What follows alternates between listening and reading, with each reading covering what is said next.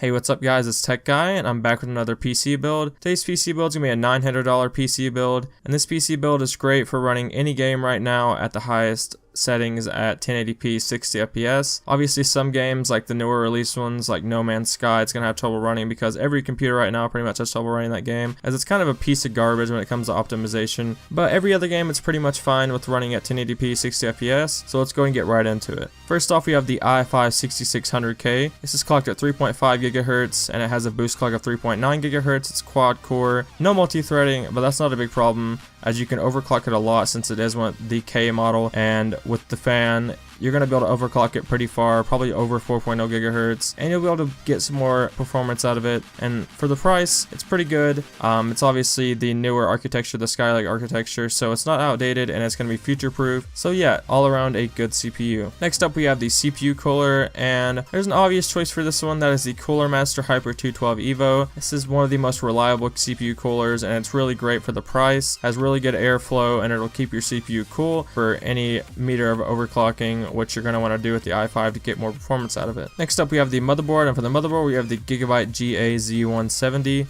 This is an ATX motherboard and it has 4 USB 3.0 ports and 2 USB 2.0 ports. Has 2 PCSI slots. It has 6 SATA 6 gigabit ports and 3 SATA Express connectors, and it also has 4 memory slots as well as 64 gigabytes of memory total that you can put into it. And all around it's a good motherboard for this CPU and it's pretty reliable coming from Gigabyte. Next up we have the RAM, and for the RAM I went with the Kingston HyperX Fury Black 8 GB, 2 sticks of 4 GB. This is obviously DDR4 RAM as it's with the new Skylake CPU, and you have to have DDR4 RAM with this. It's clocked at 2133 megahertz and it's pretty cheap right now at $38, so the best RAM you can get for the price right now, and you don't really need anything over 8 GB because games don't really utilize anything over 8 GB as of yet. So yeah, I would go with this. Next up we have the storage, and for the storage I went with an SSD and a hard drive. And for the hard drive I went with the Western Digital Caviar Blue 1TB. Obviously there's not much to say about this, it's just a good reliable 1TB hard drive. Has pretty decent speeds for a hard drive, and you're obviously not going to want to put your OS on this because there is an SSD in this as I mentioned. But all around it's a good hard drive for the price. Next up we have the SSD, and for the SSD I went with the Samsung 850 EVO, 250 GB. This obviously isn't going to be able to hold a lot of stuff, but you're going to be able to put your OS and your games that you want to boot up faster on it, and it's really great for the price, so I would go with that. Next up we have the GPU, and for the GPU with the Gigabyte Radeon RX 480 8GB model. It's only $240 right now, and for that price probably beats the 1070, not based off of performance but off of price, and it's not really much worse than the 1070. It has actually